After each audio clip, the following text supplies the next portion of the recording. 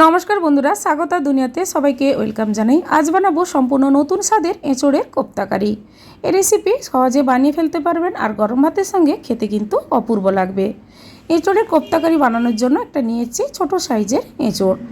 একটা বড় পাত্রের মধ্যে বেশ কিছুটা পরিমাণ জল আর হলুদ গুঁড়ো দিয়ে দিলাম। হাতে সর্ষের তেল মাখিয়ে এঁচোড় কেটে নেব, তাহলে হাতের মধ্যে এঁচোড়ে আঠা লাগবে না। একটা কাঁঠালের হাফ অংশ আমি ছোট করে কেটে ওপরে খোসাগুলো আমি ছুলে নিলাম। তারপর ছোট ছোট পিস করে কেটে নেব, আর কাঁঠালের এই মাঝখানের দিকের অংশটা কিন্তু কেটে ফেলে দিতে হবে।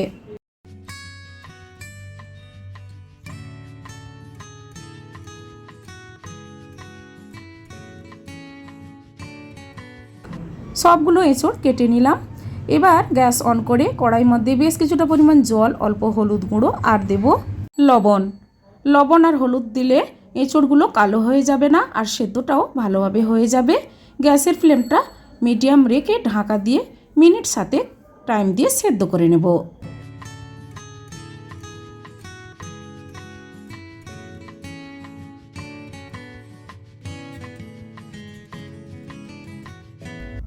এঁচোড় সেদ্ধ হয়ে গেছে। এবার কড়াই থেকে নেমে একটা পাত্রে ঠান্ডা জলের মধ্যে রেখে দেব কিছুক্ষণ, তাহলে ঠান্ডা হয়ে যাবে। এবার সবগুলো এঁচোড় ম্যাশ করে নেব।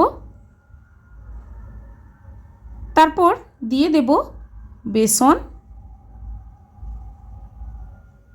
আপনারা এখানে চালের গুঁড়ো অল্প ব্যবহার করতে পারেন। দেব পেঁয়াজ কোচানো, কাঁচা লঙ্কা কোচানো। ঝালটা আপনারা যে যেমন খেতে পারেন সেভাবে অনুপাতে দেবেন। পরিমাণ মতো লবণ, হলুদ গুঁড়ো, কালো জিরে সামান্য পরিমাণ, আর অল্প জোয়ান দিয়ে দিলাম। এবার এঁচোড়ের সঙ্গে বেসনটা ভালোভাবে মাখিয়ে নেব। মাখিয়ে নেওয়ার পর কড়াইয়ের মধ্যে বেশ কিছুটা পরিমাণ তেল গরম করতে দিলাম।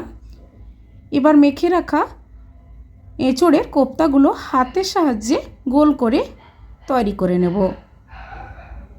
ছোট ছোট বলের মতো তৈরি করে নিচ্ছি। আপনারা লম্বা শেপ করে তৈরি করতে পারেন।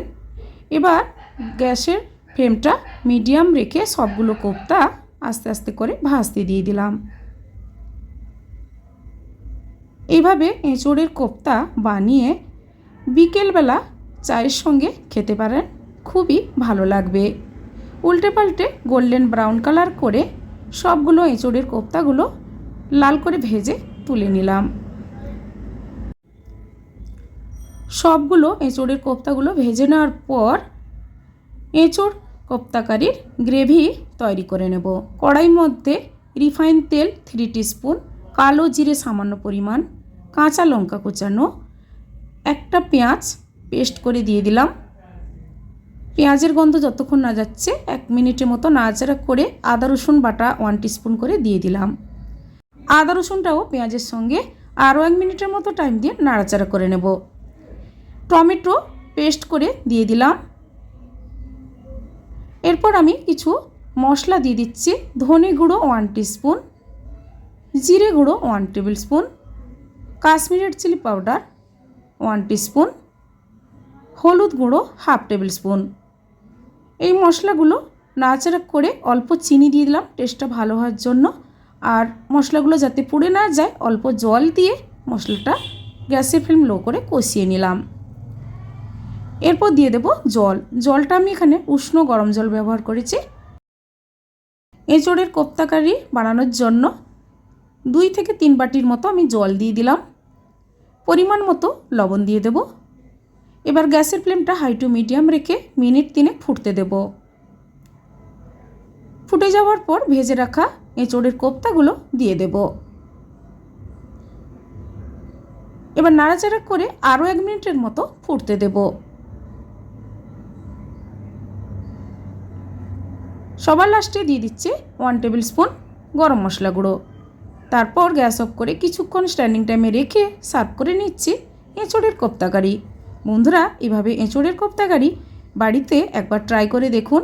গরম ভাতের সঙ্গে খেতে কিন্তু ভালো লাগবে। আজকের এই এঁচোড়ের কোপ্তাকারি রেসিপি আপনাদের কেমন লেগেছে কমেন্ট করে অবশ্যই জানাবেন বন্ধুরা। লাইক করবেন আর আমার চ্যানেলটি বন্ধুরা সাবস্ক্রাইব করে নেবেন।